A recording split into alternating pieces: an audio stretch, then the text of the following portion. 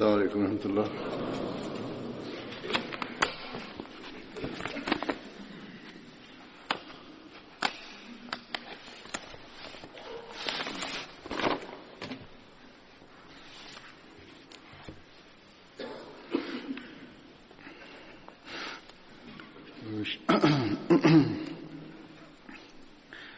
أشهد أن لا إله إلا الله وحده لا شريك له وأشهد أن محمدا عبده ورسوله أما بعد فأعوذ بالله من الشيطان الرجيم بسم الله الرحمن الرحيم الحمد لله رب العالمين الرحمن الرحيم مالك يوم الدين إياك نعبد وإياك نستعين اهدنا الصراط المستقيم صراط الذين أنعمت عليهم غير المغضوب عليهم ولا الضالين.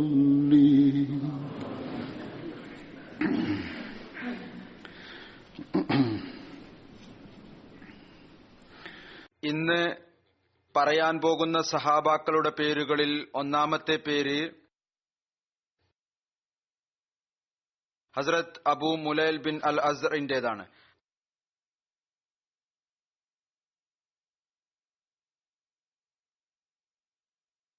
അദ്ദേഹത്തിന്റെ മാതാവിന്റെ പേര് ഉമ്മ അംർ ബിൻത് അഷ്റഫ് എന്നായിരുന്നു. അദ്ദേഹത്തിന്റെ ബന്ധം അൻസാറുകളുടെ ഗോത്രം ഓസുമായിട്ടാണ്. അദ്ദേഹത്തിന് ബദർ, ഉഹദ് യുദ്ധങ്ങളിൽ പങ്കെടുക്കുവാനുള്ള ഭാഗ്യം ലഭിച്ചു. ഒരു റിവായത്ത് അനുസരിച്ച്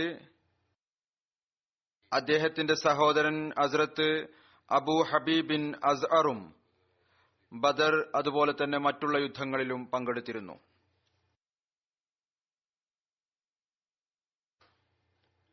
രണ്ടാമത്തെ സഹാബി ഹസ്രത്ത് അനസ് ബിൻ മആദ് അൻസാരിയുടേതാണ്.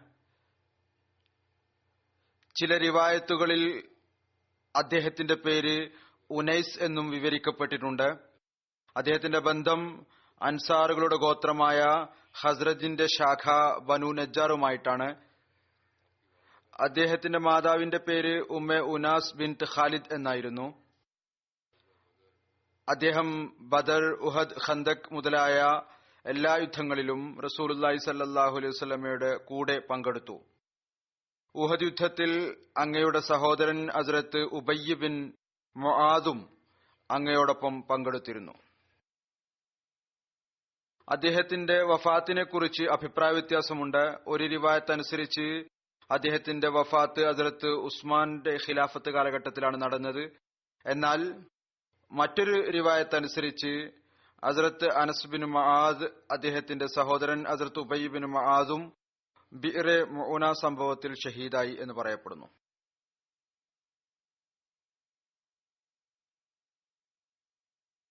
അടുത്ത സഹാബിയാണ് ഹസ്രത്ത് അബൂ ഷേഖ് ഉബയ്യ് ബിൻ സാബിത്ത് റളിയല്ലാഹു തആല അൻഹു.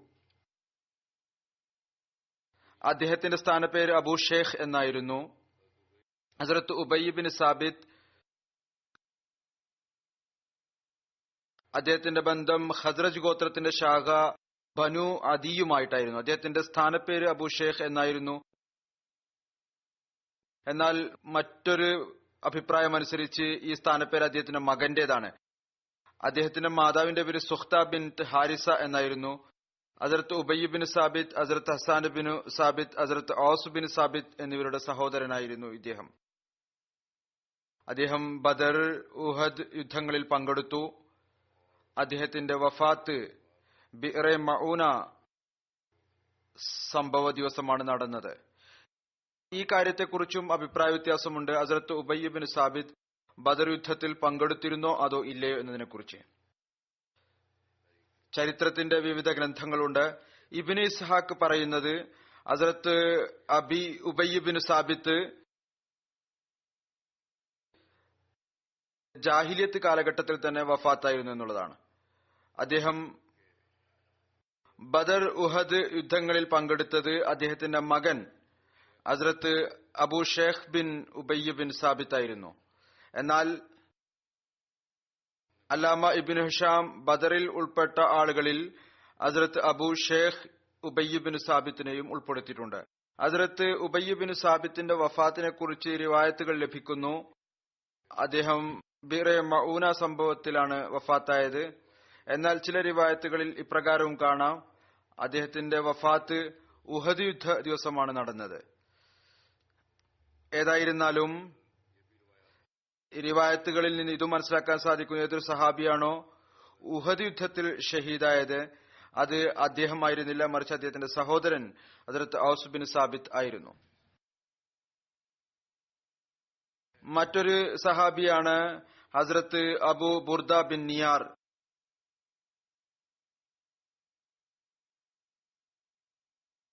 അബൂ ബുർദ എന്നുള്ളത് അദ്ദേഹത്തിന്റെ സ്ഥാനപ്പേരായിരുന്നു. അബൂ ബുർദ എന്ന സ്ഥാനപ്പേരിലാണ് അദ്ദേഹം പ്രസിദ്ധൻ. അദ്ദേഹത്തിന്റെ പേര് ഹാനി എന്നായിരുന്നു. ഒരു റിവായത്തിൽ അങ്ങയുടെ പേര് ഹാരിസ് എന്നും മറ്റൊരു റിവായത്തിൽ അങ്ങയുടെ പേര് മാലിക് എന്നും വിവരിക്കപ്പെട്ടിട്ടുണ്ട്. അദ്ദേഹത്തിന്റെ ബന്ധം ബനു ഖസാ ഗോത്രത്തിലെ കുടുംബം ബലിയുമായിട്ടായിരുന്നു. ഹസ്രത്ത് അബൂ ബുർദ ഹസ്രത്ത് ബറാ ബിൻ ആസിബിന്റെ അമ്മാവനായിരുന്നു. മറ്റൊരു റിവായത്ത് അനുസരിച്ച് ഹസ്രത്ത് അബൂ ബുർദ ഹസ്രത്ത് ബറാ ബിൻ ആസിബിന്റെ പിതൃവ്യനായിരുന്നു. ബൈഅത്തെ ഉഖ്ബ സാനിയിൽ അദ്ദേഹം പങ്കെടുത്തു. ഇതുകൂടാതെ ബദർ, ഉഹദ്, ഖന്ദക് മുതലായ എല്ലാ യുദ്ധങ്ങളിലും റസൂലുള്ളാഹി സ്വല്ലല്ലാഹു അലൈഹി വസല്ലമയോടൊപ്പം പങ്കെടുത്തു. മക്ക ഫതഹ് ദിവസം ബനു ഹാരിസായുടെ പതാക ഹസ്രത്ത് അബൂ ബുർദയുടെ കൈകളിലാണ് ഉണ്ടായിരുന്നത്.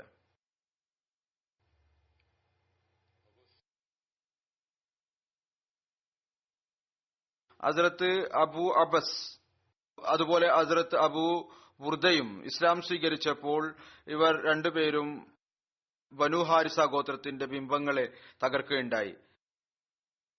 തങ്ങളുടെ ഗോത്രത്തിന്റെ ബിംബങ്ങളെ തകർക്കുകയുണ്ടായി. ഹസ്രത്ത് അബൂ ഉമാമയിൽ നിന്ന് നിവേദനം, റസൂലുള്ളാഹി സ്വല്ലല്ലാഹു അലൈഹി വസല്ലം ബദർ യുദ്ധത്തിനായി ബദറിലേക്ക് പുറപ്പെട്ടപ്പോൾ ഹസ്രത്ത് അബൂ ഉമാമ റസൂലുള്ളാഹി സ്വല്ലല്ലാഹു അലൈഹി വസല്ലമയോടൊപ്പം പോകാൻ തയ്യാറായി. അപ്പോൾ അദ്ദേഹത്തിന്റെ അമ്മാവൻ ഹസ്രത്ത് അബൂ ബുർദ ബിൻ നിയാർ പറഞ്ഞു, നീ നിന്റെ മാതാവിനെ സേവിക്കുന്നതിന് വേണ്ടി നിൽക്കുക.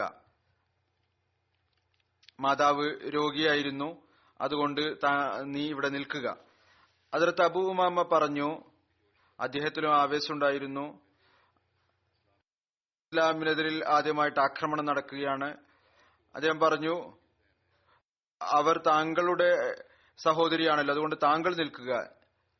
ഈ പറയുന്ന ഇദ്ദേഹത്തോട് ഈ പ്രശ്നം റസൂലുള്ളാഹി സ്വല്ലല്ലാഹു അലൈഹി വസല്ലം മുമ്പിൽ സമർപ്പിച്ചപ്പോൾ റസൂലുള്ളാഹി സ്വല്ലല്ലാഹു അലൈഹി വസല്ലം ഹസ്രത്ത് അബൂ ഉമാമയോട് നിൽക്കാൻ വേണ്ടി കൽപ്പിച്ചു, അതായത് മകനോട്.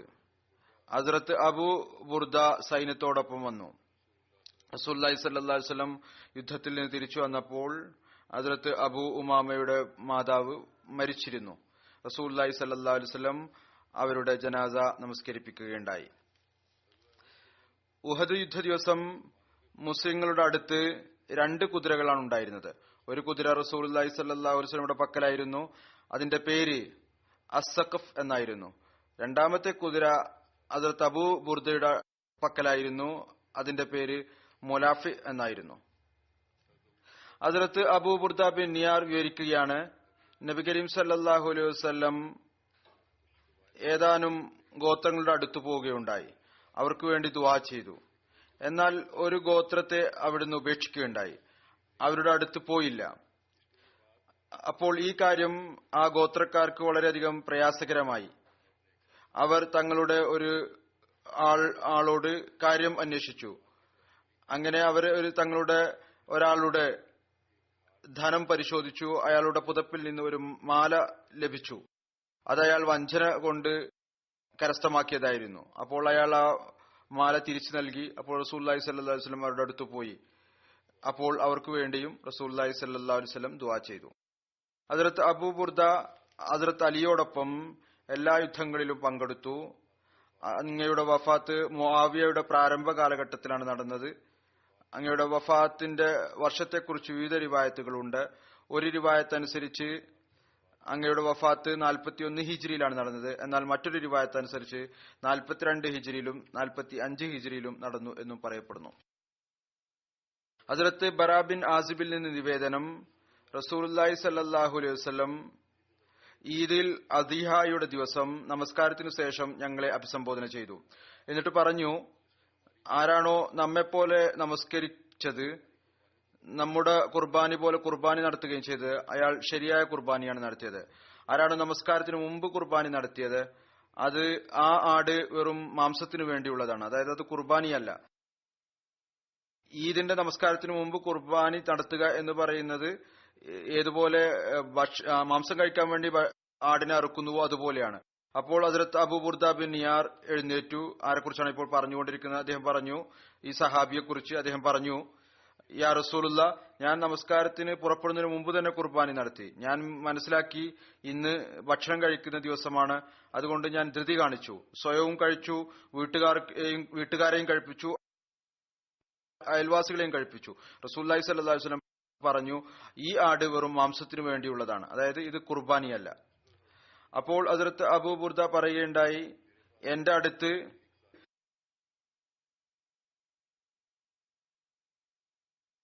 ഒരു വർഷത്തിലുള്ള പഠ്യ ഉണ്ട്, അതായത് ചെറിയ പെണ്ണാടുണ്ട്. അതിന്റെ മാംസം എന്ന് പറയുന്നത് 2 ആടിനേക്കാൾ വലുതാണ്. പ്രായം അതായത് നല്ല വളർന്നിട്ടുള്ളതാണ്. പ്രായം ഒന്നാണ്, പക്ഷെ അതിന്റെ മാംസം എന്ന് പറയുന്നത് 2 ആടുകളോളമുണ്ട്. നല്ല തടിച്ച ആടാണ്. അത് എന്റെ ഭാഗത്ത് നിന്ന് മതിയാകുമോ എന്ന് ചോദിച്ചു കുർബാനിക്ക്. എന്നാൽ റസൂലുള്ളാഹി സ്വല്ലല്ലാഹു അലൈഹി വസല്ലം പറഞ്ഞു, ചെയ്തു കൊള്ളുക, എന്നാൽ താങ്കൾക്ക് ശേഷം ആർക്കും ഇത് മതിയാവുകയില്ല. താങ്കൾക്ക് അനുവാദമുണ്ട്, എന്നാൽ താങ്കൾക്ക് ശേഷം മറ്റാർക്കും ഇതിന്റെ അനുവാദം ഉണ്ടായിരിക്കുന്നതല്ല. മറ്റൊരു ഹദീസും ഇത് തന്നെയാണ് പറഞ്ഞു തരുന്നത്, അതായത് ഈദിന് ശേഷം കുർബാനി നടത്തേണ്ടതാണ്. അതുപോലെ തന്നെ കുർബാനിയുടെ ആടിന് ഒരു പ്രായം ഉണ്ട്, അതനുസരിച്ചാണ് നടത്തേണ്ടത്. ഏതായിരുന്നാലും അവിടുന്ന് പറഞ്ഞു, ഇത് താങ്കൾക്ക് ശേഷം മറ്റാർക്കും ഇത് മതിയാവുകയില്ല. ഏതായിരുന്നാലും ഇതിനെക്കുറിച്ച് ഒരിക്കൽ ഹദ്റത്ത് മസീഹ് മൗഊദ് അലൈഹി സ്വലാത്തു വസ്സലാമിന്റെ സദസ്സിൽ ചോദിക്കുകയുണ്ടായി, കുർബാനിയുടെ ആടിന്റെ പ്രായം എന്തായിരിക്കണം? അപ്പോൾ ഹദ്റത്ത് മസീഹ് മൗഊദ് അലൈഹി സ്വലാത്തു വസ്സലാം ഹദ്റത്ത് ഖലീഫത്തുൽ മസീഹ് അവൽ മൗലാന നൂറുദ്ദീൻ സാഹിബ് അവിടെ ഇരിക്കുന്നുണ്ടായിരുന്നു. അങ്ങയോട് പറഞ്ഞു മറുപടി നൽകാൻ. അപ്പോൾ അദ്ദേഹം പറഞ്ഞു, അഹ്ലെ ഹദീസിന്റെ സംബന്ധിച്ചിടത്തോളം 2 വർഷം ആയിരിക്കേണ്ടത് നിർബന്ധമാണ്. ഇത് നമ്മുടെ രാജ്യങ്ങളിൽ ഒരു രീതിയുണ്ട്, പറയാറുണ്ട്, ദ്വന്ദാന ആയിരിക്കേണ്ടതാണ്, അതായത് മുന്നിലുള്ള 2 പല്ലുകൾ പുറത്തു വരേണ്ടതാണ്. ഏതായിരുന്നാലും അപ്പോൾ റസൂലുള്ളാഹി സ്വല്ലല്ലാഹു അലൈഹി വസല്ലം പറയുകയുണ്ടായി അബൂ ബുർദയോട്, താങ്കളുടെ കുർബാനി ഞാൻ സ്വീകരിക്കാം, എന്നാൽ അതായത് ഈ 1 വർഷം പ്രായമുള്ള ആടിന്റേത്, എന്നാൽ ഭാവിയിൽ ആർക്കും ഇത് അനുവദനീയമല്ല, മറിച്ച് യുവാവായ പ്രായപൂർത്തിയായ ആട് ആയിരിക്കേണ്ടതാണ്. ഈ രീതി തന്നെയാണ് ജമാഅത്തിൽ നിലവിലുള്ളത്, നമ്മുടെ ഫത്വയിലുള്ളത്. ഇതുപോലെ ഞാൻ പറഞ്ഞു, ഹദ്റത്ത് മസീഹ് മൗഊദ് അലൈഹി സ്വലാത്തു വസ്സലാം പറയുകയുണ്ടായി. അടുത്ത സഹാബിയാണ് ഹദ്റത്ത് അസദ് ബിൻ യസീദ്. ഹദ്റത്ത് അസദിന്റെ പിതാവിന്റെ പേര് യസീദ് ബിൻ ഫാഖെ എന്നായിരുന്നു. അദ്ദേഹത്തിന്റെ ബന്ധം അൻസാറുകളുടെ ഗോത്രം ഖസ്റജിന്റെ ശാഖ ബനു സുറൈഖുമായിട്ടായിരുന്നു. അദ്ദേഹം ബദർ, ഉഹദ് യുദ്ധങ്ങളിൽ റസൂലുള്ളാഹി സ്വല്ലല്ലാഹു അലൈഹി വസല്ലമയോടൊപ്പം പങ്കെടുത്തു. അല്ലാമ ഇബ്നു ഇസ്ഹാഖ് അസദിന് പകരം സഅദ് ബിൻ യസീദ് എന്ന പേരാണ് ബദറിൽ സഹാബാക്കളിൽ എഴുതിയിരിക്കുന്നത്. ഹദ്റത്ത് അസദ് ബിൻ യസീദിന്റെ പേരിനെ കുറിച്ച് വിവിധ അഭിപ്രായങ്ങളുണ്ട്. ചിലർ അങ്ങയുടെ പേര് സഅദ് ബിൻ സെയ്ദ് എന്നും സഈദ് ബിൻ അൽ ഫാഖി എന്നും അവർ സഅദ് ബിൻ യസീദ് എന്നും വിവരിച്ചിട്ടുണ്ട്. മറ്റൊരു ബദരി സഹാബിയാണ് ഹസ്രത്ത് തമീം ബിൻ യാർ അൻസാരി. ഹസ്രത്ത് തമീമിന്റെ പിതാവിന്റെ പേര് യാർ എന്നായിരുന്നു. അങ്ങയുടെ ബന്ധം അൻസാറുകളുടെ ഗോത്രം ഖസ്റജിന്റെ ശാഖ ബനു ജദാറ ബിൻ ഔഫ് ബിൻ അൽ ഹാരിസുമായിട്ടായിരുന്നു. ബദർ, ഉഹദ് യുദ്ധങ്ങളിൽ റസൂലുള്ളാഹി സ്വല്ലല്ലാഹു അലൈഹി വസല്ലമയോടൊപ്പം പങ്കെടുത്തു. ഹദ്റത്ത് തമീമിന്റെ മക്കളിൽ മകൻ റബിയും മകൾ ജമീലയും ഉൾപ്പെടും. അവരുടെ മാതാവ് ബനു അംർ ഗോത്രത്തിൽപ്പെട്ട ആളായിരുന്നു. അടുത്ത സഹാബിയുടെ പേര് ഹദ്റത്ത് ഔസ് ബിൻ സാബിത് ബിൻ മുൻസിർ ആണ്. ഇദ്ദേഹം അൻസാരിയായിരുന്നു. അദ്ദേഹത്തിന്റെ സ്ഥാനപ്പേര് അബൂ ഷിദാദ് എന്നായിരുന്നു. ഹദ്റത്ത് ഔസിന്റെ പിതാവിന്റെ പേര് സാബിത് എന്നായിരുന്നു. അദ്ദേഹത്തിന്റെ മാതാവിന്റെ പേര് സുഖ്ത ബിൻത് ഹാരിസ എന്നായിരുന്നു. അദ്ദേഹം പ്രസിദ്ധനായ സഹാബി ഹദ്റത്ത് ഷിദാദ് ബിൻ ഔസിന്റെ പിതാവായിരുന്നു. അങ്ങയുടെ ബന്ധം അൻസാറുകളുടെ ഗോത്രമായ ബനു ഉംർ ബിൻ മാലിക് ബിൻ നജ്ജാറുമായിട്ടായിരുന്നു. അദ്ദേഹം ഉഖ്ബ സാനിയയിൽ പങ്കെടുത്തിരുന്നു. അതുപോലെ തന്നെ അദ്ദേഹം വിശ്വസിച്ചപ്പോൾ ബദർ, ഉഹദ് യുദ്ധങ്ങളിൽ റസൂലുള്ളാഹി സ്വല്ലല്ലാഹു അലൈഹി വസല്ലമയോടൊപ്പം പങ്കെടുത്തു. ഹദ്റത്ത് ഹസ്സാൻ ബിൻ സാബിത് അദ്ദേഹം പ്രസിദ്ധനായ കവിയാണ്. അതുപോലെ തന്നെ ഹദ്റത്ത് ഉബയ്യ് ബിൻ സാബിത് എന്നിവർ അദ്ദേഹത്തിന്റെ സഹോദരന്മാരായിരുന്നു. ഹദ്റത്ത് ഉസ്മാൻ ബിൻ ഹഫാൻ മദീനയിലേക്ക് ഹിജ്റത്ത് ചെയ്തു വന്നപ്പോൾ അവിടെയാണ് അദ്ദേഹം താമസിച്ചത്. റസൂലുള്ളാഹി സ്വല്ലല്ലാഹു അലൈഹി വസല്ലം ഹദ്റത്ത് ഉസ്മാൻ ബിൻ അഫാന്റെയും ഹദ്റത്ത് ഔസ് ബിൻ ഔസിനെയും ഇടയ്ക്ക് സഹോദര ബന്ധം സ്ഥാപിച്ചു.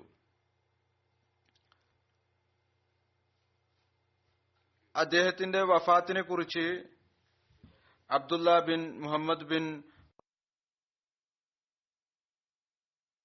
അമാറ അൻസാരി പറയുന്നു, അദ്ദേഹത്തിന്റെ ഷഹാദത്ത് ഗസ്വ ഉഹദിലാണ്, ഉഹദ് യുദ്ധത്തിലാണ് നടന്നത്. എന്നാൽ ചിലർ ഇതിനോട് അഭിപ്രായ വ്യത്യാസം രേഖപ്പെടുത്തുന്നു. എന്നാൽ അഭിപ്രായ വ്യത്യാസമുള്ള റാവികൾ ബലഹീനരായ റാവികളാണ്.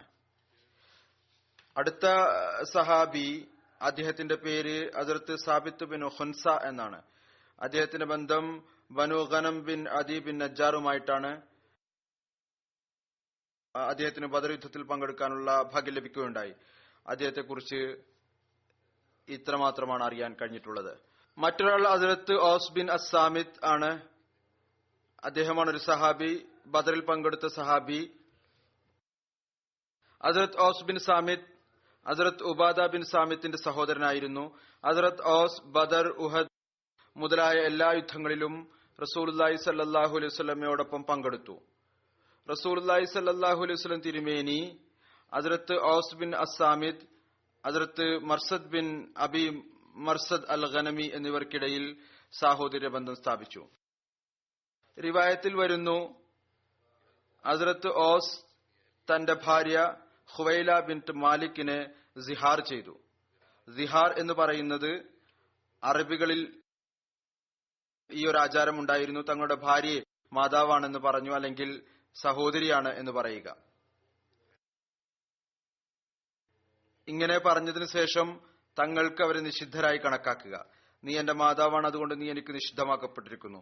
ഇസ്ലാം ഈ ആചാരത്തെ തുടച്ചു നീക്കി കൽപ്പന നൽകി. ഈ വാചകം പറഞ്ഞതുകൊണ്ട് തലാക്കാവുകയില്ല. മാതാവാണ്, സഹോദരിയാണെന്ന് പറഞ്ഞതുകൊണ്ട് തലാക്കാവുകയില്ല. എന്നാൽ ഇത് തികച്ചും നിരർത്ഥകമായൊരു പ്രവൃത്തിയാണ്. ഇതിന് ശിക്ഷയായി ഇസ്ലാം പരിഹാരം നിശ്ചയിച്ചു. ഹദ്റത്ത് ഔസ് പാപപരിഹാരം ചെയ്യുന്നതിന് മുമ്പ് അത് നൽകാതെ തന്റെ ഭാര്യയുമായി ബന്ധം സ്ഥാപിച്ചു. അപ്പോൾ റസൂലുള്ളാഹി സ്വല്ലല്ലാഹു അലൈഹി വസല്ലം അദ്ദേഹത്തിന് കൽപ്പന നൽകി, ഇത് തെറ്റാണ്, എന്നാൽ 60 അഗതികൾക്ക് നീ ഭക്ഷണം നൽകുക. സിഹാറിനെ കുറിച്ച് വിശുദ്ധ ഖുർആനിലും കൽപ്പനയുണ്ട്. അള്ളാഹു പറയുന്നു, അല്ലദീന യുലാഹിറൂന മിൻകും മിൻ നിസാഇഹിം മാ ഹുന്ന ഉമ്മഹാതിഹിം ഇൻ ഉമ്മഹാതുഹും ഇല്ലല്ലാഹി വലദ്നഹും വ ഇന്നഹും ലയഖൂലൂന മുൻകറും മിനൽ ഖൗലി വസ്സൂറ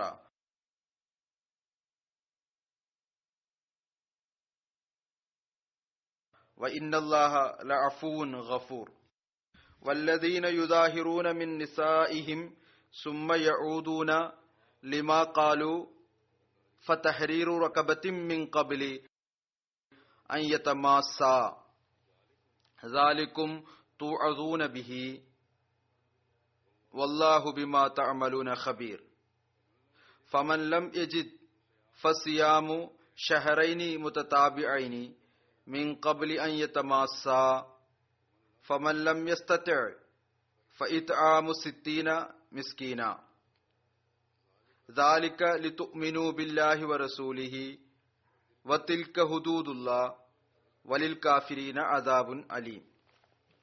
നിങ്ങളിൽ നിന്ന് തങ്ങളുടെ ഭാര്യമാരെ തങ്ങളുടെ മാതാക്കളാണെന്ന് പ്രഖ്യാപിച്ചു വിടുന്നവർ അറിഞ്ഞിരിക്കട്ടെ, അവർ ഭാര്യമാർ അവരുടെ മാതാക്കളല്ല. അവരെ പ്രസവിച്ച സ്ത്രീകൾ തന്നെയാണ് അവരുടെ മാതാക്കൾ. തീർച്ചയായും അവർ നിഷിദ്ധവും വ്യാജവുമായ വാക്കാണ് പറയുന്നത്. എന്നാൽ നിശ്ചയമായും അള്ളാഹു വളരെ മാപ്പ് നൽകുന്നവനും സർവ്വതാ പുറത്തു കൊടുക്കുന്നവനുമാകുന്നു. തങ്ങളുടെ ഭാര്യമാരെ മാതാക്കളായി പ്രഖ്യാപിക്കുകയും പിന്നീട് തങ്ങൾ പറഞ്ഞുവിട്ടതിലേക്ക് തിരിച്ചു ചെല്ലുകയും ചെയ്യുന്നവർ, ആദ്യം മാതാവ് എന്ന് പറഞ്ഞു, പിന്നീട് തെറ്റാണ് എന്ന് പറഞ്ഞു, അവരിരുവരും പരസ്പരം സ്പർശിക്കുന്നതിനു മുമ്പേ ഒരടിമയെ സ്വതന്ത്രമാക്കേണ്ടതാണ്. ആ കാലഘട്ടത്തിൽ അടിമകളുണ്ടായിരുന്നു.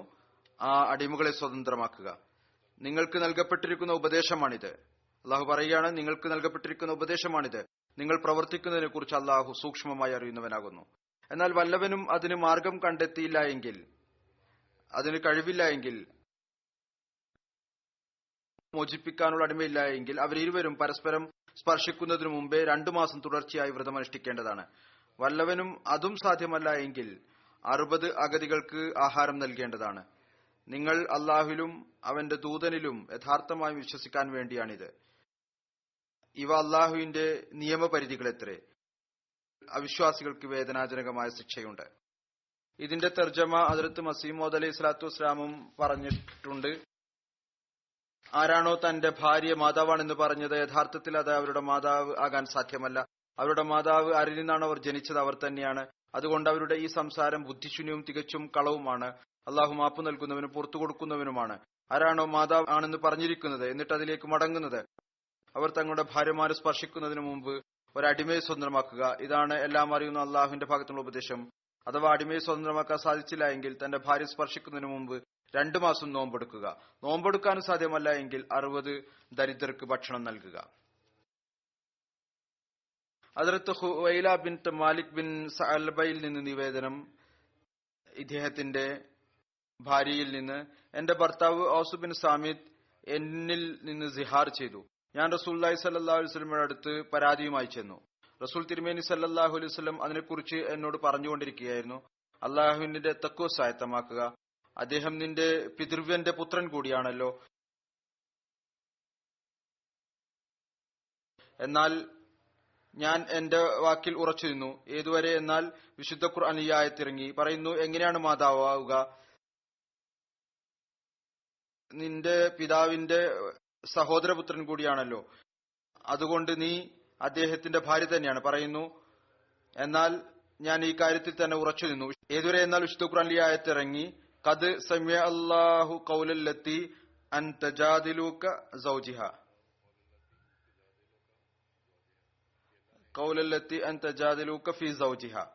അല്ലാഹു ആ സ്ത്രീയുടെ വാക്കുകൾ കേട്ടു, ആരാണോ താങ്കളോട് തന്റെ ഭർത്താവിനെ കുറിച്ച് കലഹിച്ചുകൊണ്ടിരുന്നത്. റസൂലുള്ളാഹി സ്വല്ലല്ലാഹു അലൈഹി വസല്ലം പറഞ്ഞു, നിന്റെ ഭർത്താവ് ഒരടിമയെ സ്വതന്ത്രമാക്കട്ടെ. അതിനുള്ള ശിക്ഷ ഇതാണ്. വിശുദ്ധ ഖുർആനിലെ ആയത്തിലെ കൽപ്പന ഇതായിരുന്നു. അതിന്റെ വിശദീകരണം മുമ്പ് വിവരിച്ചു കഴിഞ്ഞിട്ടുണ്ട്.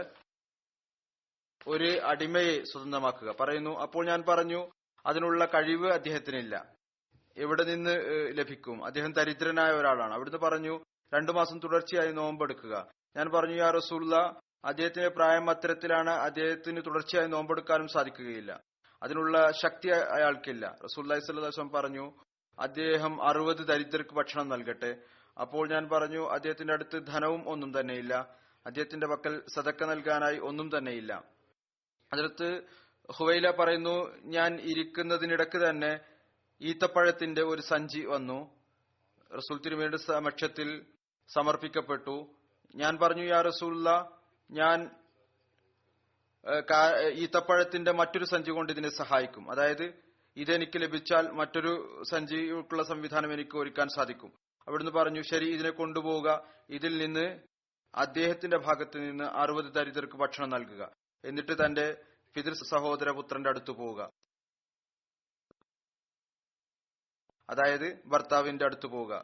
നിങ്ങളുടെ മാതാവും മറ്റും ഒന്നുമല്ല. അത്രമാത്രം പറഞ്ഞു. സഹാബാക്കളുടെ ഈ സീറത്ത് വിവരിക്കപ്പെടുമ്പോൾ ചില മസ്ലകളും പരിഹരിക്കപ്പെടുന്നു. ഹദ്റത്ത് ഇബ്നു അബ്ബാസിന്റെ വിവരണമാണ് ഇസ്ലാമിൽ ആദ്യമായി നടന്ന സിഹാർ, അതായത് ഭാര്യ മാതാവാണ് എന്ന് പറഞ്ഞത്, അത് ഹദ്റത്ത് ഔസ് ബിൻ സാമിത്തിന്റേതായിരുന്നു. അദ്ദേഹത്തിന്റെ ഭാര്യ അദ്ദേഹത്തിന്റെ പിതാവിന്റെ സഹോദരപുത്രനായിരുന്നു. അവരോട് അദ്ദേഹം സിഹാർ ചെയ്തു. ഏതായിരുന്നാലും അള്ളാഹു ഈ ഒരു പരിധി നിശ്ചയിച്ചിരിക്കുന്നു. ഹദ്റത്ത് മസീഹ് മൗഊദ് സ്വല്ലല്ലാഹു അലൈഹി വസല്ലമയുടെ കാലഘട്ടത്തിലും ഈ പ്രശ്നം സമർപ്പിക്കപ്പെട്ടു. അവിടുന്ന് പറഞ്ഞു ഇതിനുള്ള ശിക്ഷ ഇത് തന്നെയാണ്. ഖലീഫത്തുൽ മസീഹ് സാനിയുടെ കാലഘട്ടത്തിൽ ഇത്തരത്തിലുള്ള പ്രശ്നം വന്നു. അവിടുന്ന് പറഞ്ഞു ഇത് തന്നെയാണ് ഇതിനുള്ള ശിക്ഷ. എന്നാൽ വളരെ ദരിദ്രനും ഒരു വിധത്തിലുള്ള കഴിവും ഇല്ല എങ്കിൽ അയാൾ ഇസ്തിഗ്ഫാർ ചെയ്യുകയും എത്രത്തോളം അതിന് പരിഹാരം ചെയ്യാൻ സാധിക്കുമോ അത് ചെയ്യുകയും ചെയ്യേണ്ടതാണ്. ഏതായാലും അള്ളാഹു ഒരു പരിധി നിശ്ചയിച്ചിരിക്കുന്നു. ഭാര്യയെ മാതാവാണ് സഹോദരിയാണെന്ന് പറയുന്നതിന് ഒരു പരിധി നിശ്ചയിച്ചിരിക്കുന്നു. അഥവാ ആരെങ്കിലും പറയുന്നുണ്ടെങ്കിൽ, ചിലർക്കൊരു ശീലമുണ്ട്, ചെറിയ കാര്യങ്ങളിൽ കലഹമുണ്ടാകാൻ പറയുന്നു, നീ എനിക്ക് നിഷിദ്ധമാക്കിയിരിക്കുന്നു, നീ എന്റെ മാതാവിനെ പോലെയാണ് അല്ലെങ്കിൽ സഹോദരിയെ പോലെയാണ് എന്നൊക്കെ സത്യം ചെയ്യുന്നു. ഇതെല്ലാം ഇതിന് നിയമം നിശ്ചയിച്ചിട്ടുണ്ട്. അള്ളാഹു പറയുന്നു, ഒരു അടിമയെ സ്വന്തനാക്കുക, അല്ലെങ്കിൽ നോമ്പെടുക്കുക, അല്ലെങ്കിൽ ദരിദ്രർക്ക് ഭക്ഷണം നൽകുക. ഹദ്റത്ത് ഔസ് ബിൻ സാമിത്ത് കവി കൂടിയായിരുന്നു. ഹദ്റത്ത് ഔസ് ബിൻ സാമിത്തും ഹദ്റത്ത് ഷദാദ് ബിൻ ഔസും അൻസാരിയും ബൈത്തുൽ മുഖ്ദസിൽ താമസമർപ്പിച്ചു. അദ്ദേഹത്തിന്റെ മരണം ഫലസ്തീനിലെ സ്ഥലം രാമല്ലയിൽ 34 ഹിജ്രിയിൽ നടന്നു. അപ്പോൾ ഹദ്റത്ത് ഔസിന്റെ പ്രായം 72 വയസ്സായിരുന്നു. അടുത്ത സഹാബിയുടെ പേര് ഹദ്റത്ത് അർക്കം ബിൻ അർക്കം ആയിരുന്നു. അദ്ദേഹത്തിന്റെ സ്ഥാനപ്പേര് ഹദ്റത്ത് അബു അബ്ദുള്ള എന്നായിരുന്നു. ഹദ്റത്ത് അർക്കമിന്റെ മാതാവിന്റെ പേര് ഉമൈമ ബിൻ ഹാരിസ് എന്നായിരുന്നു. ചില റിവായത്തുകൾ ഇവരുടെ പേര് ഉമാർ ബിൻ ഹുസൈം എന്നും സഫിയ ബിൻ ഹാരിസ് എന്നും വിവരിക്കപ്പെട്ടിരിക്കുന്നു. അർക്കമിന്റെ ബന്ധം ബനു മഖ്സൂം ഗോത്രവുമായിട്ടായിരുന്നു. അദ്ദേഹം ഇസ്ലാമിൽ വിശ്വസിച്ച ആദ്യത്തെ സഹാബാക്കളിൽപ്പെട്ട ആളാണ്. ചിലരുടെ അഭിപ്രായ പ്രകാരം അദ്ദേഹം വിശ്വസിച്ചപ്പോൾ അദ്ദേഹത്തിന് മുമ്പ് 11 ആളുകളാണ് ഇസ്ലാം സ്വീകരിച്ചിരുന്നത്. ചിലർ പറയുന്നു അദ്ദേഹം 7ാമതായിട്ടാണ് ഇസ്ലാം സ്വീകരിച്ചത്. ഹദ്റത്ത് ഉർവ ബിൻ സുബൈർ വിവരിക്കുന്നു, ഹദ്റത്ത് അർക്കം, ഹദ്റത്ത് അബു ഉബൈദ ബിൻ ജറ, ഹദ്റത്ത് ഉസ്മാൻ ബിൻ മസ്ഊം എന്നിവർ ഒരുമിച്ചാണ് ഇസ്ലാം സ്വീകരിച്ചത്. ഹദ്റത്ത് അർക്കമിന്റെ ഒരു വീട് മക്കക്ക് പുറത്ത് സഫാ കുന്നിന് സമീപം ഉണ്ടായിരുന്നു. അത് ചരിത്രത്തിൽ ദാറുൽ അർക്കം എന്ന പേരിൽ പ്രസിദ്ധമാണ്. ദാറുൽ അർക്കം ഇദ്ദേഹത്തിന്റെ വീടായിരുന്നു. ആ വീട്ടിൽ റസൂലുള്ളാഹി സ്വല്ലല്ലാഹു അലൈഹി വസല്ലം അതുപോലെ ഇസ്ലാം സ്വീകരിച്ചവരും ഇബാദത്ത് ചെയ്യുമായിരുന്നു. ഇവിടെ വെച്ചാണ് ഹദ്റത്ത് ഉമർ ഇസ്ലാം സ്വീകരിച്ചത്. അദ്ദേഹം ഇസ്ലാം സ്വീകരിച്ചതിനു ശേഷം മുസ്ലിങ്ങളുടെ എണ്ണം 40ആയി അവിടെ നിന്ന് പുറത്തു വന്നു. ആ വീട്ടിൽ നിന്ന് പുറത്തു വന്നു. അതായത് ഹദ്റത്ത് ഉമറിന്റെ ഇസ്ലാം സ്വീകരണത്തിന് ശേഷം ഈ വീട് ഹദ്റത്ത് അർക്കമിന്റെ ഉടമസ്ഥയിൽ നിന്നു. പിന്നീട് അങ്ങയുടെ പേരക്കുട്ടികൾ അബു ജാഫർ മൻസൂറിന് അത് വിൽക്കുകയുണ്ടായി. ഇതിനെക്കുറിച്ച് സീറത്ത് ഖാത്തമുൻ നബീനിൽ ഹദ്റത്ത് മിർസ ബഷീർ അഹമ്മദ് സാഹിബ് എഴുതിയിരിക്കുന്ന വിശദീകരണം ഇപ്രകാരമാണ്: ഇസ്ലാമിന്റെ ആദ്യത്തെ തബ്ലീഗി മർക്കസ്, അതായത് ദാറുൽ അർക്കമിൽ എന്ന് പുറത്തു വന്നു എന്നതിനെ കുറിച്ച് അദ്ദേഹം എഴുതുന്നു, റസൂൽ തിരുമേനി സല്ലല്ലാഹു അലൈഹി വസല്ലം ചിന്ത ഉണ്ടായി മക്കയിൽ ഒരു തബ്ലീഗി കേന്ദ്രം ഉണ്ടാക്കണം. അവിടെ മുസ്ലിങ്ങൾക്ക് നമസ്കാരത്തിനും മറ്റുമായി ഒരുമിച്ച് കൂടുന്നതിന് വേണ്ടി സമാധാനത്തോടുകൂടി നിശബ്ദരായി തൃപ്തികരമായ നിലയിൽ ഇസ്ലാമിന്റെ പ്രചാരം നടത്തുന്നതിനു വേണ്ടി. ഇതിനായി അത്തരത്തിലുള്ള ഒരു വീടിന്റെ ആവശ്യമുണ്ടായിരുന്നു. ഏതൊന്നിലാണോ ഒരു കേന്ദ്രം ഉള്ളത്. അങ്ങനെ റസൂൽ തിരുമേനി സല്ലല്ലാഹു അലൈഹി വസല്ലം ഒരു നവ മുസ്ലിം അർക്കം ബിൻ അബി അർക്കമിന്റെ വീട് തിരഞ്ഞെടുത്തു. അത് സഫാ കുന്നിന്റെ താഴ്വരയിലായിരുന്നു. അതിനുശേഷം എല്ലാവരും അവിടെ ഒരുമിച്ച് കൂടുമായിരുന്നു, അവിടെ വെച്ച് നമസ്കരിക്കുമായിരുന്നു. ഇവിടെയാണ് സത്യവിശ്വാസികൾ വന്നിരുന്നത്. ആർക്കാണോ ദീനിനെ കുറിച്ചുള്ള അന്വേഷണം ഉണ്ടായിരുന്നത്, ആരാണോ ഇസ്ലാമിന്റെ സന്ദേശം കേൾക്കാനും മനസ്സിലാക്കാനും വന്നിരുന്നു, റസൂലുള്ളാഹി സ്വല്ലല്ലാഹു അലൈഹി വസല്ലമയുടെ സഹവാസത്തിൽ നിന്ന് അനുഗ്രഹീതരാകാൻ വരുമായിരുന്നു. റസൂൽ തിരുമേനി സല്ലല്ലാഹു അലൈഹി വസല്ലം അവർക്ക് ഇസ്ലാമിന്റെ തബ്ലീഗ് ചെയ്യുമായിരുന്നു. ഇത് കാരണം ഈ വീടിന് ചരിത്രത്തിൽ പ്രത്യേകമായ പ്രസിദ്ധിയുണ്ട്. ദാറുൽ ഇസ്ലാം എന്ന പേരിലും പ്രസിദ്ധമാണ്. റസൂൽ തിരുമേനി സല്ലല്ലാഹു അലൈഹി വസല്ലം ഏകദേശം 3 വർഷം ദാറുൽ അർക്കമിൽ പ്രവർത്തിച്ചു. അതായത് നുബുവത്തിന്റെ 4-ാമത്തെ വർഷം അവിടുന്ന് അതിന്റെ കേന്ദ്രമാക്കി 6-ാം വർഷത്തിന്റെ അവസാനം വരെ അങ്ങ് തന്റെ മിഷനെ അവിടെ തുടർന്നു. ചരിത്രകാരന്മാർ എഴുതുന്നു, ദാറുൽ അർക്കമിൽ ഇസ്ലാമിൽ വിശ്വസിച്ചവരിൽ അവസാനത്തെ ആൾ ഹദ്റത്ത് ഉമർ ആയിരുന്നു. അദ്ദേഹം ഇസ്ലാം സ്വീകരിച്ചതിലൂടെ മുസ്ലിങ്ങൾക്ക് വലിയ ബലം ലഭിച്ചു. അവർ ദാറുൽ അർക്കമിൽ നിന്ന് പുറത്തു വന്ന് തുറന്ന നിലയിൽ തബ്ലീഗ് ചെയ്യാൻ തുടങ്ങി. മദീനയിൽ ഹിജ്റത്ത് ചെയ്തതിനു ശേഷം റസൂൽ കരീം സല്ലല്ലാഹു അലൈഹി വസല്ലം ഹദ്റത്ത് അർക്കം റളിയല്ലാഹു തആല അൻഹുവിന്റെ സഹോദര ബന്ധം ഹദ്റത്ത് അബൂ തൽഹ സയ്യിദ് ബിൻ സഹലുമായി നടത്തി. ഹദ്റത്ത് അർക്കം ബദർ യുദ്ധത്തിൽ റസൂൽ തിരുമേനി സല്ലല്ലാഹു അലൈഹി വസല്ലമയോടൊപ്പം പങ്കെടുത്തു. റസൂൽ തിരുമേനി സല്ലല്ലാഹു അലൈഹി വസല്ലം ബദറിലെ ഗനീമത്ത് ധനത്തിൽ നിന്നൊരു വാൾ അദ്ദേഹത്തിന് നൽകുകയുണ്ടായി. ഹദ്റത്ത് അർക്കം ബദർ, ഉഹദ് യുദ്ധം അടക്കം എല്ലാ യുദ്ധങ്ങളിലും നബി സല്ലല്ലാഹു അലൈഹി വസല്ലമയോടൊപ്പം പങ്കെടുത്തു. നബി കരീം സല്ലല്ലാഹു അലൈഹി വസല്ലം മദീനയിൽ അദ്ദേഹത്തിന് ഒരു വീടും നൽകിയിരുന്നു. ഒരിക്കൽ റസൂൽ കരീം സല്ലല്ലാഹു അലൈഹി വസല്ലം അദ്ദേഹത്തെ സദക്കകൾ സ്വീകരിക്കുന്നതിന് വേണ്ടിയും നിയോഗിച്ചയക്കുകയുണ്ടായി. ചരിത്രത്തിൽ ഇതും കാണാൻ സാധിക്കും. ഹദ്റത്ത് അർക്കം ഹിഫ്ലുൽ ഫുദൂൽ എന്ന് പറയുന്ന കരാറിൽ ഉൾപ്പെട്ടിരുന്നു. ദരിദ്രരെ സഹായിക്കുന്നതിനായി ഇസ്ലാമിന് മുമ്പ് മക്കയിൽ താമസിക്കുന്ന ആളുകൾ ഉണ്ടാക്കിയ കരാറായിരുന്നു അത്. അതിൽ റസൂലുള്ളാഹി സ്വല്ലല്ലാഹു അലൈഹി വസല്ലം ഉൾപ്പെട്ടിരുന്നു. ഹദ്റത്ത് അർക്കമിന്റെ മകൻ ഉസ്മാൻ ബിൻ അർക്കം വിവരിക്കുന്നു, എന്റെ പിതാവിന്റെ മരണം 53 ഹിജ്രിയിലാണ് നടന്നത്. അപ്പോൾ അദ്ദേഹത്തിന്റെ പ്രായം 83 വയസ്സായിരുന്നു. ചിലർ പറയുന്നു അദ്ദേഹത്തിന്റെ വഫാത്ത് 55 ഹിജ്രിയിലാണ് നടന്നത്. പ്രായത്തെക്കുറിച്ച് അഭിപ്രായ വ്യത്യാസമുണ്ട്. 80 ആയിരുന്നു, അതിനേക്കാൾ അല്പം കൂടുതലായിരുന്നു എന്ന്. ഹദ്റത്ത് അർക്കം വസിയത്ത് ചെയ്തിരുന്നു, തന്റെ ജനാസ നമസ്കാരം ഹദ്റത്ത് സഅദ് ബിൻ അബി വക്കാസ് നമസ്കരിപ്പിക്കണം. അദ്ദേഹം സഹാബിയായിരുന്നു.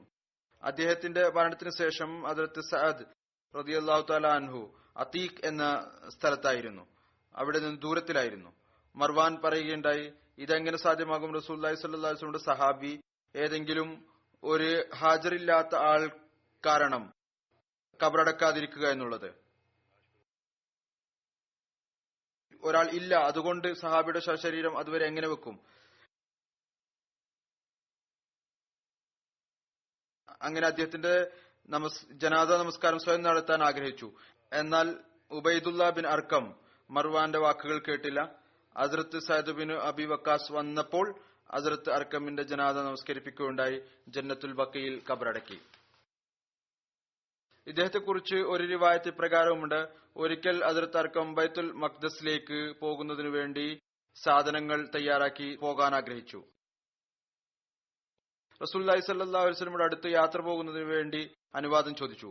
അപ്പോൾ റസൂൽ തിരുമേനി സല്ലല്ലാഹു അലൈഹി വസല്ലം ചോദിച്ചു, താങ്കൾ എന്തെങ്കിലും ആവശ്യത്തിനു വേണ്ടി പോവുകയാണോ അതോ കച്ചവടത്തിനു വേണ്ടി പോവുകയാണോ ബൈത്തുൽ മഖ്ദസിലേക്ക്? ഹദ്റത്ത് അർക്കം മറുപടി നൽകേണ്ട, യാ റസൂലുള്ളാഹ്, എന്റെ മാതാപിതാക്കൾ താങ്കൾക്ക് ദണ്ഡമായിരിക്കട്ടെ, ഒരു ജോലിയും ഇല്ല, കച്ചവടത്തിന്റെ ഉദ്ദേശത്തോടു കൂടിയുമല്ല പോകുന്നത്, മറിച്ച് ബൈത്തുൽ മഖ്ദസിൽ പോയി നമസ്കരിക്കാൻ ആഗ്രഹിക്കുന്നു. അപ്പോൾ റസൂലുള്ളാഹി സ്വല്ലല്ലാഹു അലൈഹി വസല്ലം പറഞ്ഞു, എന്റെ ഈ പള്ളിയിലുള്ള ഒരു നമസ്കാരം മറ്റു പള്ളികളിലുള്ള 1000 നമസ്കാരത്തെക്കാൾ ഉത്തമമാണ്. അതായത് മദീനയിലെ പള്ളിയിൽ, എന്നാൽ കഅബ ഒഴിച്ച്. അപ്പോൾ ഹദ്റത്ത് അർക്കം തന്റെ ഉദ്ദേശം മാറ്റുകയുണ്ടായി. അടുത്ത സഹാബിയെക്കുറിച്ച് പറയാനുള്ളത് ഹദ്റത്ത് ബസ്ബസ് ബിൻ അംർ ആണ്.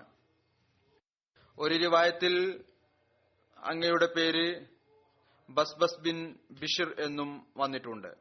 ഹദ്റത്ത് ബസ്ബസ് ജുഹനി അൻസാരിയുടെ ബന്ധം ബനി സഅദ ഗോത്രത്തിലെ കഅബ് ബിൻ ഖസ്റജുമായിട്ടായിരുന്നു. ഉർവ ബിൻ സുബൈറിന്റെ അഭിപ്രായപ്രകാരം അങ്ങയുടെ ബന്ധം ബനു ഔഫ് ബിൻ ഖസ്റജുമായിട്ടാണ്. അദ്ദേഹം ബദർ യുദ്ധത്തിൽ പങ്കെടുത്തു. അൻസാർ സഹാബാക്കളിലാണ് അങ്ങേ എണ്ണപ്പെടുന്നത്. അദ്ദേഹത്തെ ബുസൈസ എന്നും ബുസൈസ് എന്നും ബസ്ബസ എന്ന പേരുകളിലും അറിയപ്പെടുന്നു. ബദർ യുദ്ധം കൂടാതെ അദ്ദേഹം ഉഹദ് യുദ്ധത്തിലും പങ്കെടുത്തിരുന്നു.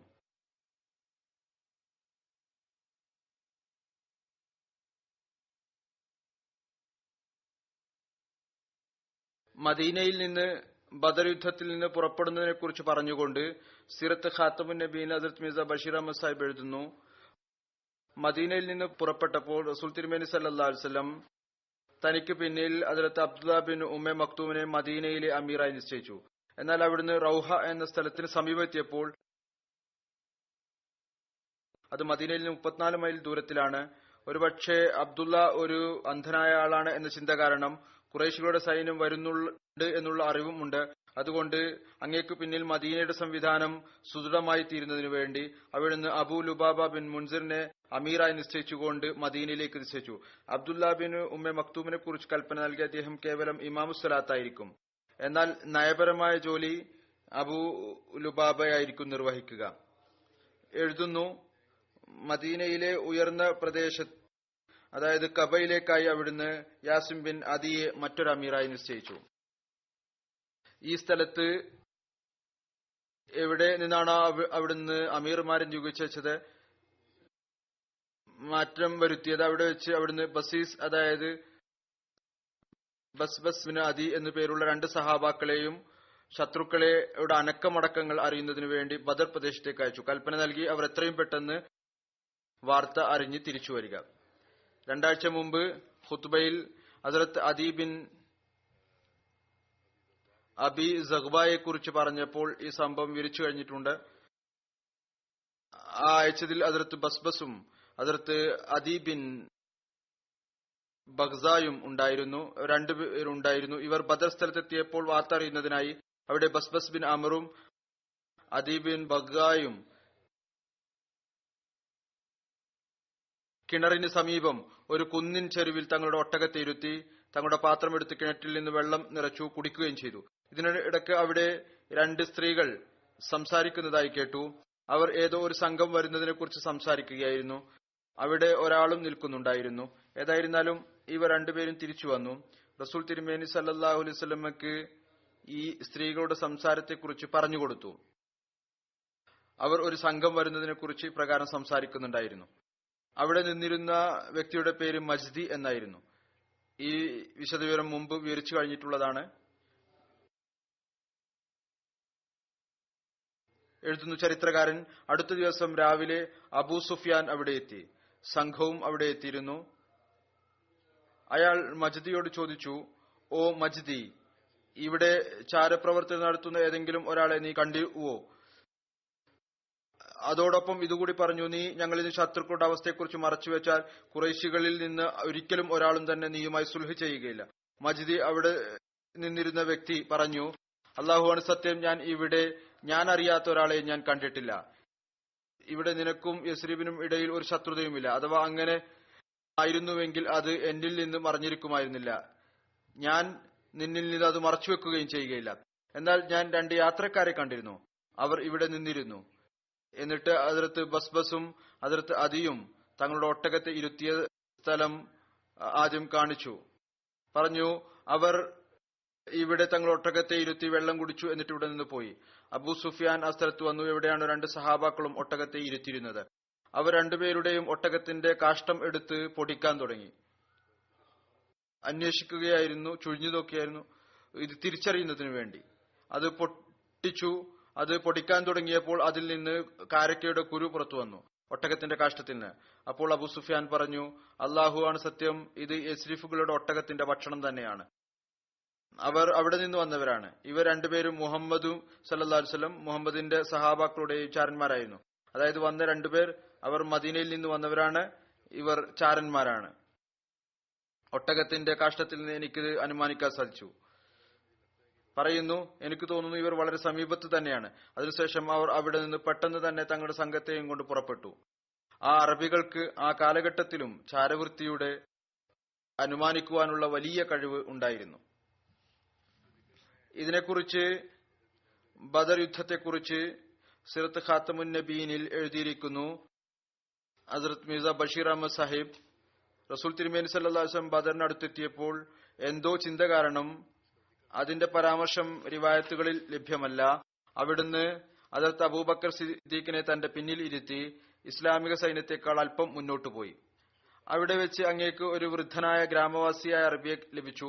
അയാളോട് സംസാരിക്കുന്നതിനിടയ്ക്ക് അങ്ങേക്ക് അറിയാൻ സാധിച്ചു, ഇപ്പോൾ ഖുറൈശികളുടെ സൈന്യം ബദറിന്റെ തികച്ചും സമീപം എത്തിയിരിക്കുന്നു. അവിടുന്ന് ഈ വാർത്ത കേട്ട് തിരിച്ചു വന്നു. ഹദ്റത്ത് അലിയെയും ഹദ്റത്ത് സുബൈർ ബിൻ അവാമിനെയും ഹദ്റത്ത് സഅദ് ബിൻ വക്കാസ് എന്നിവരെ കാര്യങ്ങൾ അറിയുന്നതിന് വേണ്ടി മുന്നോട്ടയച്ചു. ഒരു നിവേദനം അനുസരിച്ച് അയക്കപ്പെട്ടവരിൽ ഹദ്റത്ത് ബസ്ബസും ഉണ്ടായിരുന്നു. ആദ്യം ഇവർ പോയത് സംഘത്തെക്കുറിച്ച് അറിയുന്നതിന് വേണ്ടിയായിരുന്നു. ഇപ്പോൾ പോകുന്നത് സൈന്യം വരുന്നുണ്ട് എന്നറിഞ്ഞപ്പോൾ ആ സൈന്യത്തെക്കുറിച്ച് അറിയുന്നതിന് വേണ്ടിയാണ് ഇവരെ അയച്ചത്. അതിലും ഇദ്ദേഹം ഉണ്ടായിരുന്നു. ഇവർ ബദർ താഴ്വരയിലെത്തിയപ്പോൾ പെട്ടെന്ന് എന്താണ് കാണുന്നത്? മക്കയിലെ ഏതാനും ആളുകൾ ഒരു ഉറവയിൽ നിന്ന് വെള്ളം നിറക്കുകയായിരുന്നു. ഈ സഹാബാക്കൾ അവരെ ആക്രമിച്ച് അവരിൽ നിന്ന് ഒരു നീഗ്രോ അടിമയെ പിടിച്ചു. അയാളെ റസൂലുള്ളാഹി സ്വല്ലല്ലാഹു അലൈഹി വസല്ലം അടുത്ത് കൊണ്ടുവന്നു. അയാളെ കൊണ്ടുവന്നപ്പോൾ റസൂൽ തിരുമേനി സല്ലല്ലാഹു അലൈഹി വസല്ലം നമസ്കാരത്തിൽ മുഴുകിയിരിക്കുകയായിരുന്നു. സഹാബാക്കൾ ഇത് കണ്ടുകൊണ്ട് റസൂലുള്ളാഹി സ്വല്ലല്ലാഹു അലൈഹി വസല്ലം നമസ്കാരത്തിൽ മുഴുകിയിരിക്കുകയാണ്. സ്വയം ആ അടിമയോട് ചോദിക്കാൻ തുടങ്ങി, അബൂ സുഫിയാന്റെ സംഘം എവിടെയാണ്? ഈ നീഗ്രോ അടിമ എന്നാൽ സൈന്യത്തിന്റെ കൂടെ വന്നതായിരുന്നു. അയാൾ വന്നത് ബദറിൽ യുദ്ധം ചെയ്യാൻ വന്ന സൈന്യത്തോടൊപ്പമായിരുന്നു. അയാൾക്ക് സംഘത്തെക്കുറിച്ച് ഒരറിവും ഉണ്ടായിരുന്നില്ല. സംഘത്തെക്കുറിച്ച് അയാൾക്ക് അറിയില്ലായിരുന്നു. അയാൾ മറുപടി പറഞ്ഞു, അബൂ സുഫിയാനെ കുറിച്ച് എനിക്കറിയുകയില്ല. എന്നാൽ അബുൽ ഹിക്കം, അതായത് അബൂജഹലും ഉത്ബയും ഷേബയും ഉമയ്യയും മറ്റും ഈ താഴ്വരക്ക് മറുഭാഗത്ത് തമ്പടിച്ചിട്ടുണ്ട്. സഹാബാക്കൾ ഏതുവരെ സംഘത്തെക്കുറിച്ച് അറിയാതിരുന്നത്, അവരുടെ ഉള്ളിൽ ഇതായിരുന്നു ഉണ്ടായിരുന്നത്. അവർ വിചാരിച്ചു ഇയാൾ കളവ് പറയുകയാണ് എന്ന്.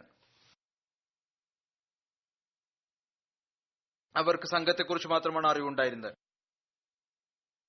ഇയാൾ സംഘത്തെക്കുറിച്ചുള്ള അറിവും മറച്ചുവെക്കാൻ ഉദ്ദേശിക്കുകയാണ്. അപ്പോൾ ചില ആളുകൾ അയാളെ അടിക്കുകയും മറ്റും ചെയ്തു. എന്നാൽ അയാൾ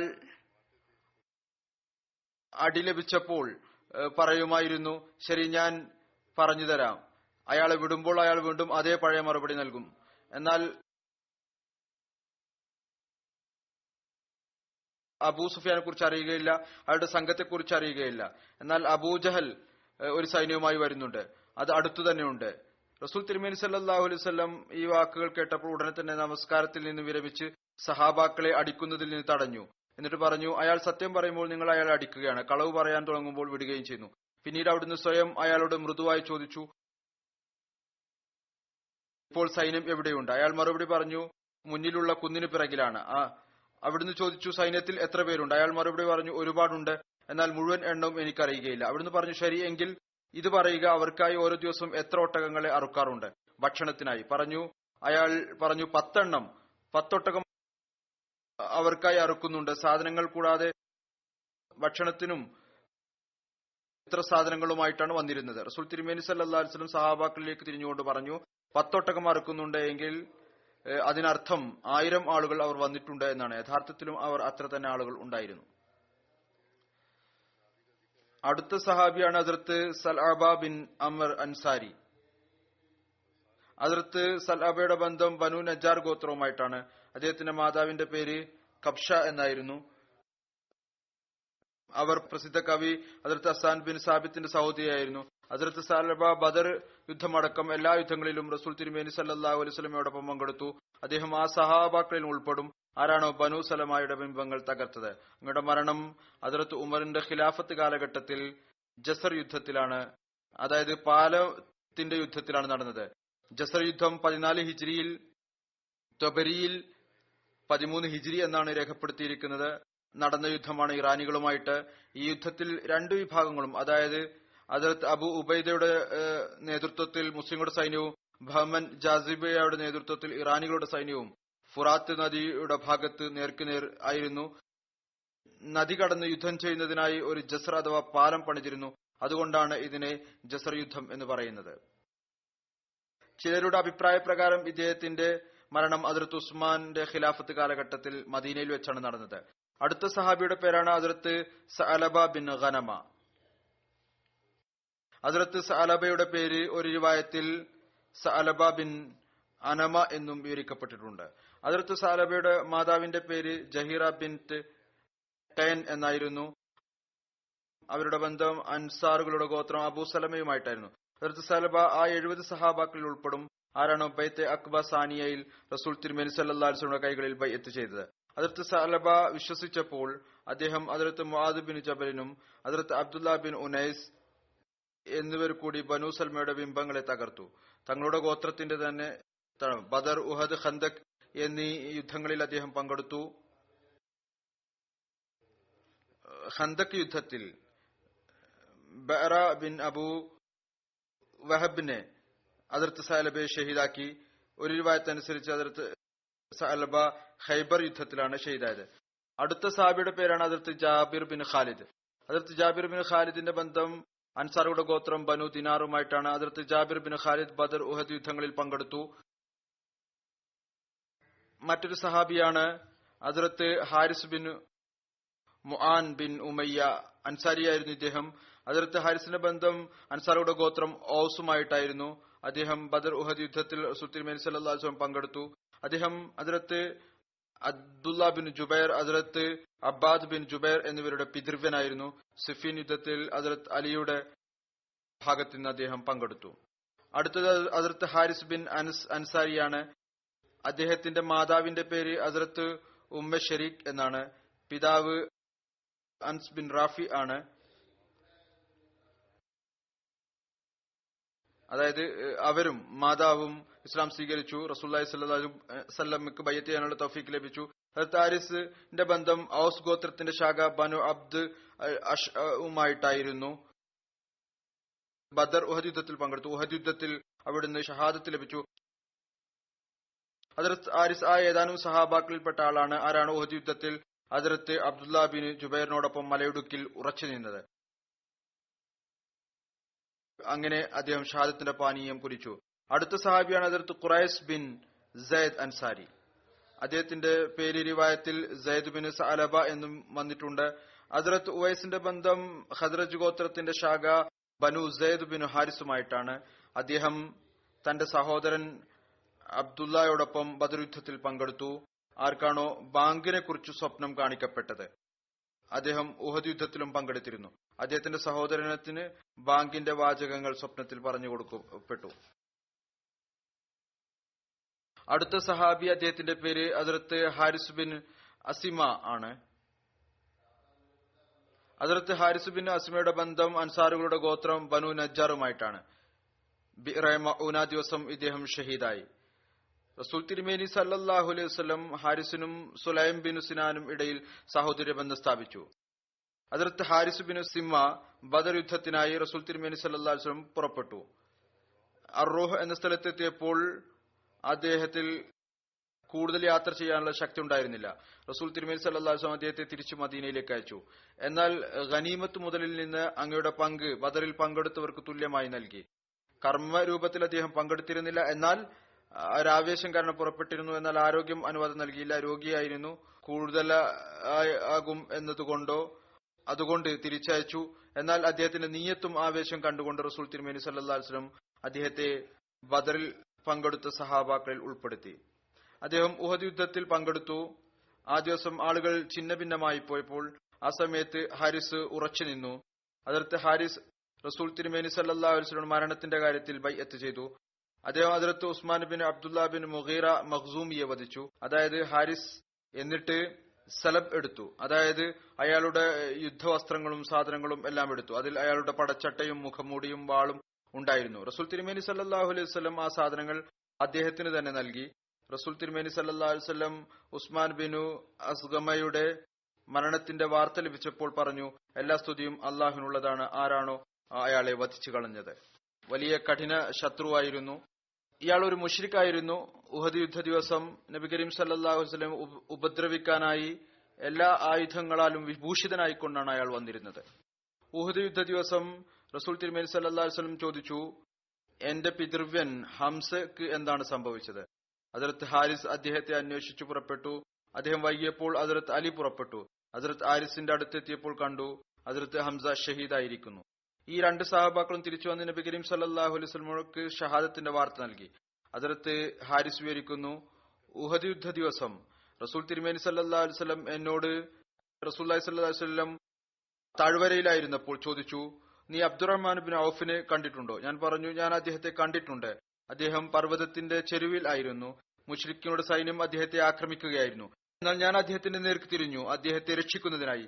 എന്നാൽ പിന്നീട് എന്റെ ദൃഷ്ടി താങ്കളിൽ പതിഞ്ഞു. ഞാൻ താങ്കളുടെ അടുത്തേക്ക് വന്നു. റസൂൽ തിരുമേനി സല്ലല്ലാഹു അലൈഹി വസല്ലം പറഞ്ഞു, മലക്കുകൾ അദ്ദേഹത്തെ സംരക്ഷിച്ചുകൊണ്ടിരിക്കുന്നു. അതായത് അബ്ദുറഹ്മാൻ ബിൻ ഔഫിനെ മലക്കുകൾ സംരക്ഷിച്ചുകൊണ്ടിരിക്കുകയാണ്. മറ്റൊരു റിവായത്തിൽ ഉണ്ട്, നബി കരീം സല്ലല്ലാഹു അലൈഹി വസല്ലം പറഞ്ഞു, മലക്കുകൾ അദ്ദേഹത്തിന്റെ ഒപ്പം നിന്നുകൊണ്ട് യുദ്ധം ചെയ്യുകയാണ്. ഹദ്റത്ത് ഹാരിസ് പറയുന്നു, ഞാൻ അബ്ദുറഹ്മാൻ ബിൻ ഔഫിന്റെ പക്കൽ ചെന്നു. യുദ്ധം അവസാനിച്ചപ്പോൾ തിരിച്ചു ചെന്നു. പറയുന്നു, ഞാൻ അദ്ദേഹത്തിന് മുന്നിൽ 7 ആളുകൾ വധിക്കപ്പെട്ടതായി കണ്ടു. ഞാൻ ചോദിച്ചു, താങ്കളാണോ ഇവരെ എല്ലാവരെയും വധിച്ചു കളഞ്ഞത്? അപ്പോൾ അബ്ദുറഹ്മാൻ പറഞ്ഞു, ഈ 3 പേരെ ഞാനാണ് വധിച്ചത്, എന്നാൽ മറ്റുള്ളവരെ കുറിച്ച് എനിക്കറിയുകയില്ല അവരെ ആരാണ് വധിച്ചത് എന്ന്. അപ്പോൾ ഞാൻ പറഞ്ഞു, അള്ളാഹും അവന്റെ റസൂലും സത്യമാണ് പറഞ്ഞത്, അതായത് മലക്കുകൾ അദ്ദേഹത്തിനൊപ്പം നിന്നുകൊണ്ടിരിക്കുന്നു.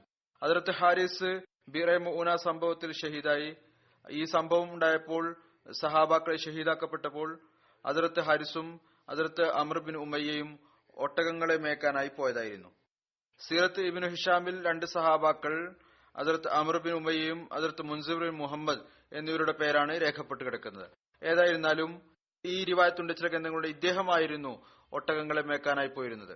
ഏതായിരുന്നാലും തിരിച്ചു വന്നപ്പോൾ ഈ റിവായത്ത് അനുസരിച്ച് ഇദ്ദേഹം പറയുന്നു, ഇദ്ദേഹമാണ് ഉണ്ടായിരുന്നത്.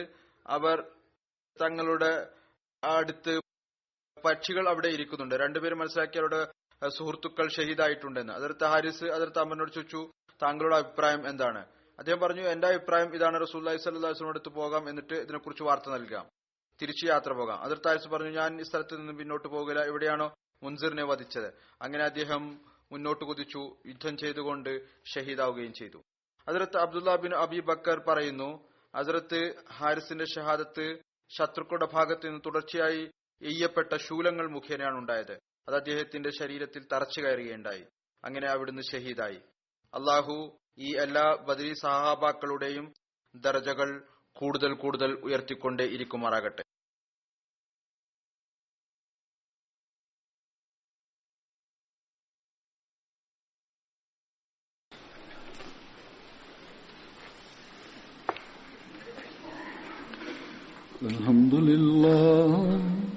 Alhamdulillah nahmaduhu wa nasta'inuhu wa nastaghfiruhu wa nu'minu bihi wa natawakkalu alayhi wa na'udhu billahi min shururi anfusina wa min sayyiati a'malina.